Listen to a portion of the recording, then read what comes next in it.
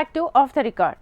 ఇంటికెలిచి రచ్చగలవడం సామెత. కానీ ఆ కేంద్ర మంత్రికి సొంత ఇలాఖాలోనే కొందరు ఎమ్మెల్యేలు సహకరించడం లేదట. వీరిలో ముఖ్యంగా ఒకరు రాష్ట్ర మంత్రి, మరొకరు ప్రభుత్వ విప్. ఈ ఇద్దరి తీరు ఆయనకు అసహనం తెప్పిస్తోందట. మిగతా ఎమ్మెల్యేలు తనతో కలిసి నడుస్తుంటే ఈ ఇద్దరు మాత్రం ఢీ అంటే ఢీ అన్నట్లుగా వ్యవహరిస్తున్నారట.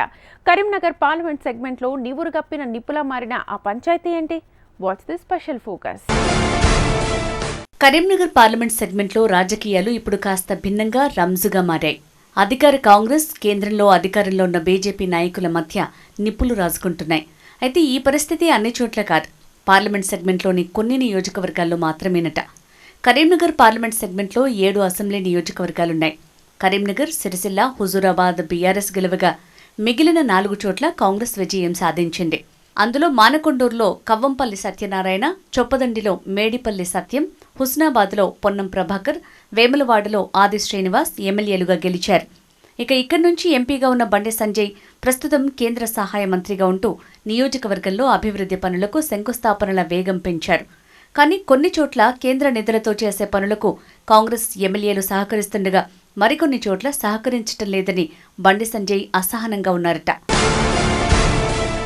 ముఖ్యంగా కాంగ్రెస్ పార్టీ నుంచి గెలిచిన చొప్పదండి ఎమ్మెల్యే మేడిపల్లి సత్యం, మానకొండూరు ఎమ్మెల్యే కవ్వంపల్లి సత్యనారాయణ ఇద్దరు తమ నియోజకవర్గాల్లో రోడ్లు, గ్రామీణ మౌలిక సదుపాయాల కోసం బండి సంజయ్తో కలిసి శంకుస్థాపనలు చేస్తున్నారట.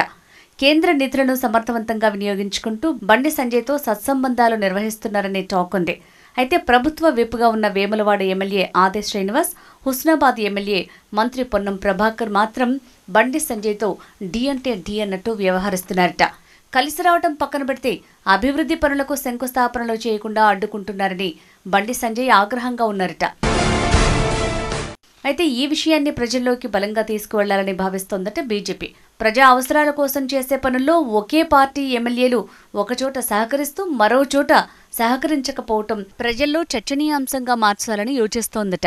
ఆది శ్రీనివాస్, పొన్నం ప్రభాకర్ తీరు వల్ల వేములవాడ, హుస్నాబాద్ నియోజకవర్గాల్లో అభివృద్ధి పనులు సాఫీగా సాగటం లేదని క్యాడర్తో చెప్తూ బండి సంజయ్ సదరు నాయకులపై అసహనం వ్యక్తం చేశారట.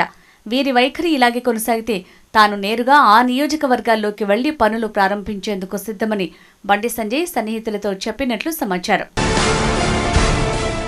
నిజానికి బీఆర్ఎస్ అధికారంలో ఉన్న సమయంలో కూడా నాటి ఎమ్మెల్యేలు సంజయ్ మధ్య పెద్దగా సమన్వయం లేదు.